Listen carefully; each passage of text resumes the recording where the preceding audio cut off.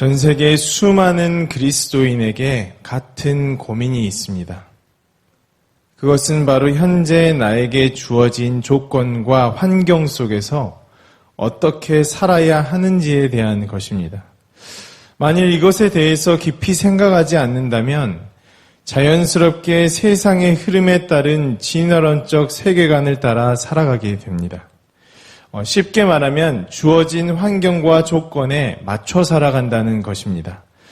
그렇게 살다가 실패하면 도태되는 것이고 극복하면 더 발전된 모습으로 변화하는 것입니다. 그러나 다들 발전된 모습으로 변화하길 원하지 도태되길 원하진 않습니다. 그래서 사용하는 것이 경쟁과 타협입니다.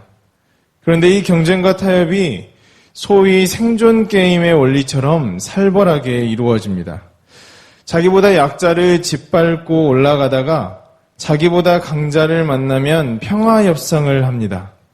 그러다가 시간이 지나거나 상황이 바뀌어서 이전에 나에게 강자였던 자가 약자가 되는 순간 즉시 짓밟고 올라갑니다.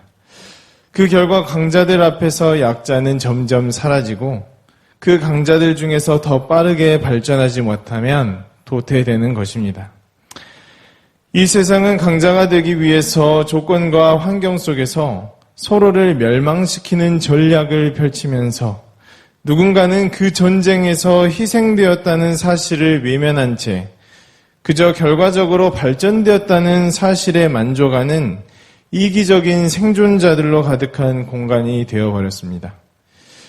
그런데 더 큰 문제는 이 진화론적 세계관을 자신에게 적용하면서 살아간다는 것입니다.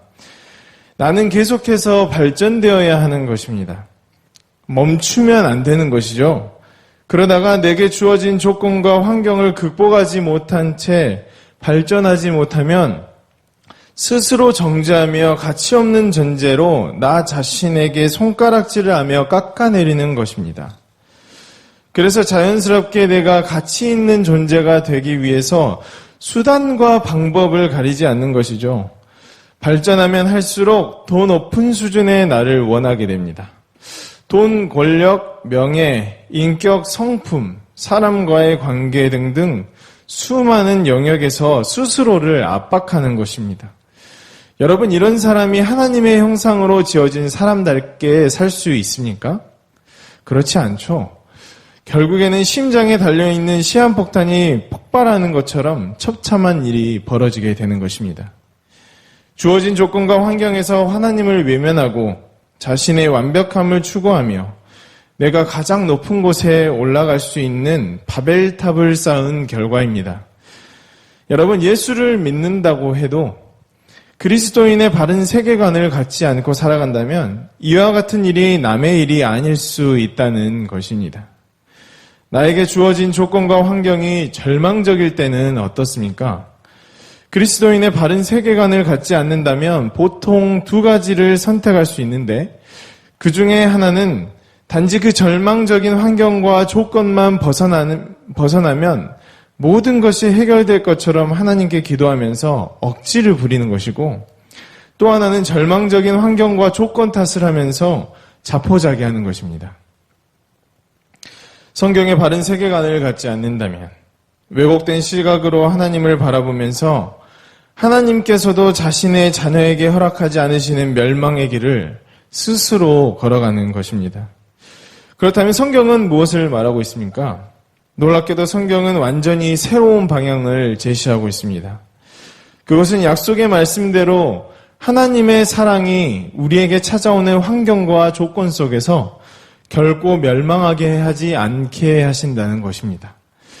오히려 절망적인 환경과 상황 속에서 하나님이 놀랍게 일하셔서 선을 이루게 하신다는 것이죠. 그래서 이제는 절망적인 환경과 조건을 내 힘으로 극복하기 위해서 더 이상 발버둥 치거나 자포자기할 필요가 없습니다. 그저 하나님의 일하심을 기대하면서 믿음으로 그 환경과 부딪히면 되는 것이죠. 그렇다면 하나님의 일하심을 믿음으로 환경과 조건에 부딪히는 그리스도인이 가져야 할 태도는 무엇일까요? 바로 매일의 삶에 나는 주님으로부터 나에게 주어진 환경과 조건을 초월하는 세계관을 가진 사람입니다. 라고 인식하며 고백하는 것입니다. 실제로 그렇게 살아간 인물이 있습니다. 바로 사도 바울입니다. 빌립보서 4장 12절 말씀입니다. 나는 비천에 처할 줄도 알고 풍부에 처할 줄도 알아. 모든 일, 곧 배부름과 배고픔과 풍부와 궁핍에도 처할 줄 아는 일체의 비결을 배웠노라. 아멘. 사도 바울이 고백한 말입니다. 그는 자신이 그동안 전도여행을 다니면서 수많은 어려움을 극복한 경험이 있기 때문에 이제 더 이상 이런 조건과 환경은 나에게 아무것도 아니야 라고 말하고 있는 것이 아닙니다. 오히려 이 고백은 그런 조건과 환경을 극복한 자신으로부터가 아니라 자기와 함께 하신 하나님에 대한 경험을 말하고 있는 것입니다. 하나님은 바울이 어떤 상황에 놓여 있든지 바울을 망하게 하시지 않으셨습니다. 바울이 배고픔과 배부름을 겪을 때에도 그리고 풍부와 궁핍의 상황에 처했을 때에도 하나님은 바울이 여전히 하나님의 사람으로 살아갈 수 있도록 붙들어 주시고 인도하셨습니다. 그래서 바울은 자신의 조건과 환경 속에서 일하신 하나님의 아버지다우심을 분명하게 알게 된 것입니다. 그래서 바울의 고백은 이렇게 말하고 있는 것과 같습니다. 더 이상 환경과 조건이 중요하지 않다. 모든 일에 합력하여 선을 이루게 하시는 하나님의 일하심이 중요하다.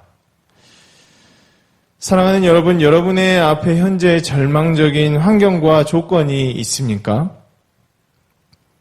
그런데 어떤 조건과 환경 속에서도 여러분을 멸망시키지 않으실 하나님의 일하심에 대해 기대하기가 어려우십니까? 하나님이 일하시긴 할 텐데 당장 해결되지 않는 상황에 답답하십니까? 아니면 어떻게 일하실 건지 예상할 수 없기 때문에 하나님께서 일하고 계시지 않는 것처럼 착각하거나 낙심하고 계시지는 않습니까?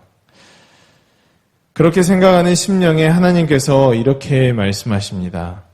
이사야 41장 10절 말씀입니다. 두려워하지 말라. 내가 너와 함께 함이라. 놀라지 말라. 나는 내 하나님이 됨이라. 내가 너를 굳세게 하리라. 참으로 너를 도와주리라. 참으로 나의 의로운 오른손으로 너를 붙들리라. 아멘. 하나님은 저와 여러분이 겪고 있는 환경과 조건을 뛰어넘는 분이십니다. 하나님은 우리를 향해 여전히 일하고 계시며 능력의 손으로 우리를 붙들고 계시기 때문에 우리는 결코 멸망하지 않습니다. 누가 봐도 좌절할 만한 십자가의 죽음 앞에서 어떻게 하셨습니까? 바로 부활하셨습니다. 예수님이 우리의 삶에 절망스럽고 낙심되는 일을 반전시키는 그 놀라운 일하심으로 우리에게 찾아오실 것입니다. 그런 하나님의 일하심을 경험하는 우리 모두가 되기를 원합니다. 그래서 우리는 나 자신에게는 죽고 하나님께 대하여는 살아있는 자가 될 수밖에 없는 것이죠. 또 조건과 환경 속에서 일하신 하나님이 계시기 때문에 결코 내가 그것들을 극복한 것으로 여기지 못합니다. 왜 그렇죠? 이미 하나님이 나의 삶에 뛰어들어와 일하셔서 내게 보여주신 뒤에야 하나님의 일하심 때문에 지금 내가 그 환경과 조건을 뛰어넘었다는 것을 깨닫게 되기 때문입니다. 하나님께서 믿음 없는 자에게 여전히 은혜를 베푸십니다. 연약한 자에게 여전히 은혜로 일하십니다. 그래서 우리는 우리의 삶에 은혜로 일하신 하나님을 그저 찬양할 수밖에 없는 것입니다. 결국 은혜라는 것은 추상적인 개념이 아니라 우리의 삶에 나타난 하나님의 구체적인 일하심이라고 말씀드릴 수 있습니다. 교회에서 수많은 사람이 이렇게 말합니다. 참 은혜스럽네요. 은혜 많이 받았습니다. 은혜 아니면 안 되죠. 등등 은혜라는 말을 정말 많이 사용합니다. 그럼에도 불구하고 굉장히 추상적이라는 느낌을 지울 수가 없습니다. 그래서 은혜라는 것은 무엇입니까? 하나님의 은혜는 눈에 보이지 않지만 너무나 확실하고 분명한 것입니다. 은혜는 내가 인식하지 못했던 것을 생각나게 하고 내가 미처 고백하지 못한 것을 입술로 고백하게 하고 심지어 어떻습니까? 그것이 나를 행동하게 합니다. 하나님의 뜻과 계획이 나의 삶에 실현되어서 열매를 맺게 합니다. 그래서 은혜라는 것은 나의 영혼을 구원하신 은혜뿐만 아니라 지금도 내 삶을 주관하시는 하나님의 일하심이라는 것을 부정할 수가 없는 것입니다. 그래서 오늘 본문에 불순종한 이스라엘에 대한 하나님의 은혜의 일하심이 죄인된 인간의 부패한 생각으로는 감히 헤아릴 수가 없는 것입니다. 이스라엘은 하나님께 회복 불가능한 불순종을 했습니다. 어떤 불순종이었죠? 하나님이신 예수님을 십자가에 매달아 죽였습니다. 그런데 하나님께서 그 처참한 불순종 가운데 어떻게 하셨죠? 예수님을 부활시키셨습니다. 그리고 모든 사람이 부활하신 예수님을 붙잡고 구원받도록 당시에 하나님의 백성이 아니었던 모든 이방인들에게까지 기회를 주셨습니다. 그것뿐입니까? 심지어 그렇게 불순종한 이스라엘도 구원하시겠다고 약속하신 것입니다. 여러분, 하나님은 사랑과 긍휼은 정말 놀랍습니다. 이 하나님의 사랑과 긍휼을 이해해야만 받아들이겠다고 생각하시는 분이 여기에 계십니까? 사실 이것이 이해가 가능한 주제입니까? 이것은 하나님의 성품을 이해해야 할 문제가 아니라 받아들이냐 거절하냐의 문제입니다.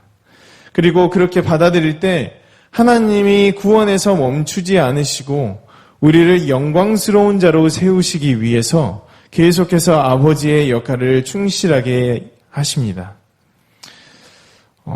마지막으로 어떤 예화를 말씀드리려고 합니다. 한 청년의 어린 시절 이야기입니다. 그의 어린 시절에 그의 아버지는 정말 본질적인 것에는 간섭을 하지 않으셨습니다. 사실 그는 그가 자라는 동안 먹여주고 입혀주고 재워준 것만 해도 부모님께 그리고 그 아버지께 마땅히 감사하다고 말씀드려야 하겠지만 삶을 어떻게 살아가야 하는지, 어떤 목표와 방향성을 가지고 살아가야 하는지, 또는 관계 안에서 어떤 인격을 가지고 사람을 대하며 살아가야 하는지 등등에 대해서는 배우지 못했고 간섭받지도 못했습니다. 사실 당시에 그 아이에게는 그런 것들에 대한 간섭이 필요한 시기였습니다. 그러나 그런 필요가 채워지지 못했고 그렇게 청소년기를 맞이하게 된 그 아이는 이후에 아버지가 비본질적인 것에 대해서 간섭하고 그저 행동의 교정만 하려는 것에 대한 분노와 불순종의 감정을 가지고 청년으로 자라나게 되는 것입니다. 그러나 하나님께서는 그 청년에게 찾아오셔서 사랑과 긍휼로 끊임없이 간섭하셨습니다. 그리고 그 간섭은 육체의 아버지와는 다르게 너무나 본질적이어서 그의 다듬어지지 않은 인격을 새롭게 하고 평소의 수동적인 자세를 깨고 자발적인 순종을 유도했습니다. 하나님은 가끔씩 그의 마음을 어렵게 하는 간섭도 하셨습니다. 그래서 그 청년이 하나님의 간섭에 모두 긍정적으로 반응한 것은 아니었습니다. 그의 청년 시절에 있었던 분노와 불순종의 감정이 어떤 순간순간에 되살아나게 났기 때문입니다. 그래서 마음이 어려울 때는 하나님의 간섭을 거부할 때도 분명히 있었습니다. 하지만 그 청년은 점점 그렇게 하나님의 관심과 사랑을 경험해가면서 자신이 건강하고 바르게 성장하는 것에 대해서 감사함을 가지고 하나님을 향한 소망과 기대감으로 살아가게 되었습니다. 사랑하는 여러분, 하나님은 우리의 아버지이십니다. 그분은 결코 우리의 불순종에도 우리를 멸망시키지 않으신다고 약속하셨습니다. 오히려 그분의 뜻과 계획을 가지고 우리를 영광스러운 자가 되게 하시기 위해서 계속해서 아버지답게 일하시겠다고 약속하셨습니다. 하나님의 간섭은 우리를 향한 사랑과 긍휼입니다. 오늘도 그 하나님의 사랑과 긍휼을 경험하며 아버지다운 간섭에 순종으로 반응하고 우리에게 닥친 절망적인 조건과 환경 그리고 우리의 불순종에도 멸망시키지 않으실 하나님을 바라봄으로 참된 평화와 안식을 누리며 그리스도의 장성한 사람으로 성장하는 은혜를 우리 모두가 경험하는 하루가 되길 원합니다. 아멘. 이 시간 말씀을 놓고 기도하며 나아갑시다. 하나님 아버지, 우리는 주님의 자녀입니다. 그러나 우리의 삶에는 여전히 우리가 주인이 되어 주님을 외면한 채 우리의 노력과 행위로 우리의 삶의 문제를 극복하고 그것을 자랑 삼아 우리의 가치를 높게 여기려는 모습이 있습니다. 간절히 바라기는 이제 하나님의 형상으로 지어진 거룩한 형상으로 살아가기를 원합니다. 하나님이 친히 행하시는 일하심을 바라보기를 원하며 그것을 소망으로 삼고 아버지 하나님께서 우리의 삶에 행하시는 간섭에 온전히 순종하기를 원합니다. 또한 불순종에도 멸망시키지 않으시는 주님의 성품을 우리의 삶에 드러내 보이시고 십자가에 달리신 예수님이 죄인된 우리를 위해 부활하셨다는 믿음을 가지고 오늘 하루도 살아가도록 충만한 은혜를 베풀어 주옵소서라고 기도하며 나아갔으면 좋겠습니다. 또한 오늘은 성도님들의 가정과 직장을 위해서 기도해 주셨으면 좋겠습니다. 주변에 마음이 어려운 성도님들과 이웃이 있습니까? 함께 진심으로 기도해 주시고 섬겨 주셔서 우리의 기도가 정말 하나님 안에서 선한 열매를 맺게 해달라고 기도해 주시면 좋겠습니다. 또한 청년부를 위해서 기도해 주셨으면 좋겠습니다. 청년들이 학업과 직장에서 그리고 이성과의 관계에서 여러 가지 문제를 겪을 수 있는 상황에 놓여 있는데 복음이 그들의 삶에 모든 문제의 해결을 되는 유일한 소망이 될 수 있도록 기도해 주시면 좋겠습니다. 마지막으로 담임 목사님의 성령 충만 그리고 영육간의 강건함과 사명에 대한 열정으로 나아갈 수 있도록 기도해 주시면 좋겠습니다. 특별히 하나님께서 허락하신 그 말씀 사역 가운데 온전히 하나님의 이끌림에 취하여서 오직 하나님께서 주신 말씀이 주인되어 교회를 이끌 수 있도록 기도해 주시면 좋겠습니다.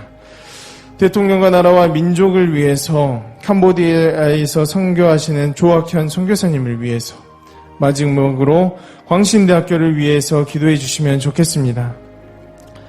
우리가 기도해야 할 것은 정말 개혁주의 신학, 하나님의 말씀인 성경을 온전히 전할 수 있는 신학이 바르게 계승되는 것입니다. 그 일을 위하여서 광신대학교가 계속해서 쓰임을 받도록 그래서 바른 목회자, 정말 한 영혼을 헌신하여서 하나님 앞에 온전히 섬길 수 있는 목회자가 양성되는 것을 바라며 함께 기도해 주시면 좋겠습니다. 다 함께 이 기도 제목들을 가지고 간절히 기도하며 나아가겠습니다. 하나님 아버지 감사합니다.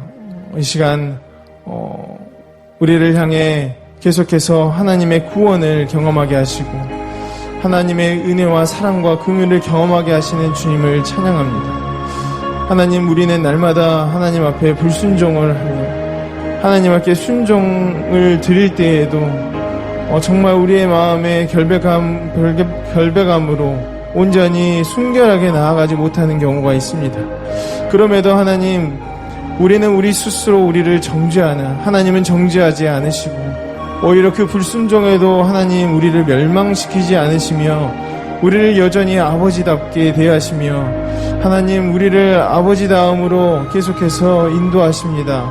하나님, 그 하나님의 아버지의 긍휼함과 사랑을 힘입어서 오늘도 우리 스스로 압박하지 아니하며 우리 스스로 정죄하지 아니하며 오직 하나님이 우리와 함께 하신다는 그 소망과 기대를 가지며 살아가기를 원하오니 하나님 오늘도 은혜와 자비를 풍성하게 베풀어 주옵소서.